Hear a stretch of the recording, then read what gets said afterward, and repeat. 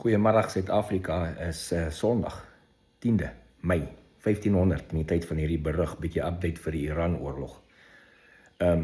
Nuwe verwikkelinge. Die UK, United Kingdom, Britannië, vir die wat nie weet nie. Hulle stuur nou 'n destroyer in die Midde-Ooste na die Strait of Hormuz omgewing toe. Die destroyer het ook die vermoë om lugafweer te doen. En het is nie noodwendig die enigste skip en die eerste skip wat hulle stuur nie. So hulle raak nou betrokke om te help met die veilige eskort van die container en olieskepe deur die Strait of Hormuz. Nou, dit kan 'n langtermyn impak ook hê. Soos ons nou sien, ander lande is besig om betrokke te raak. En Frankryk is ook besig om 'n skip te stuur. Hulle gaan nou betrokke raak om die skepe te eskort deur die Strait of Hormuz. Maar die belangrike een vir die UK is die grootste insurance maatskappye wat daai olieskepe verseker, sit in Britannië, Lloyd's of London, daai tipe plekke.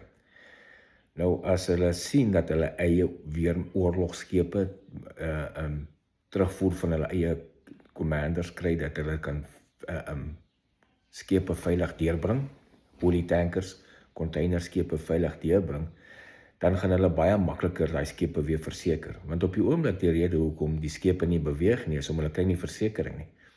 En as jy nie versekering kry vir 'n olietanker met 2 miljoen barrels op nie, en die ding word getref of gesink of gebrand, dan verloor jy al die geld. Dis hoekom die mense nie wil deurskuif nie. Dis hoekom kan Iran net met waarskuwings keer dat mense daar deurry. Hulle kan net waarsku, ons gaan op jou skietjie daar deurry.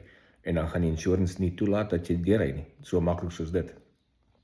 So hulle gaan by 'n punt kom wat jy daai waarskuwings afdruk en sê, man, kom ons wys jou ons kan hanteer. Die Amerikaanse vloot is nou al daar met 'n paar skepe, hulle 2 Amerikaanse skepe daar deur geeskort en hulle het niks daaraan gedoen nie. Wel daarna toe het Iran het nou mos eergister die kans gevat en op 3 Amerikaanse vlootskepe geskiet. Ongelukkig vir hulle is al 3 daai aanvalle afgeweer en so hulle was nie suksesvol nie. Hulle het geskiet ballistic missiles en drones en kleinbote gelyktydig op daai 3 Amerikaanse skepe. Hulle het hulle probeer overwhelm. Die drones en die missiele is afgeskiet en die kleinbote is op die grond. Nee, ek lieg. Hulle is nie op die grond nie. O, hulle is op die grond onder die water. Hulle land in die sand. Hulle is gesink. So definitief is dit in die proses wat vorentoe gaan. President Trump wag nog steeds vir 'n respons van Iran af vir die laaste ding wat hy deurgestuur het, wat hy gedog wat hy gaan in hierdie naweek kry. So hy gaan nou mos in hierdie volgende week gaan hy China besoek. En die probleem vir Iran is China is besigheidsmense. China is besig om vir Iran nou te betrei. Want hulle het alles open toe, red carpets vir president Trump se aankom. Alles gaan, of jy gaan sien hoe gaan die seremonies en goed wees.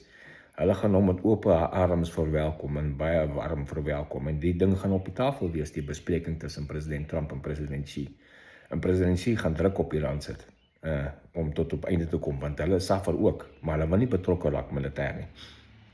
Die blokkade bly in plek. Die blokkade, enige skepe in en uit Iran se ports gaan nie toegelaat word nie, so daai blokkade bly in plek en daarom is daar eergister 2 Iranse skepe gestop.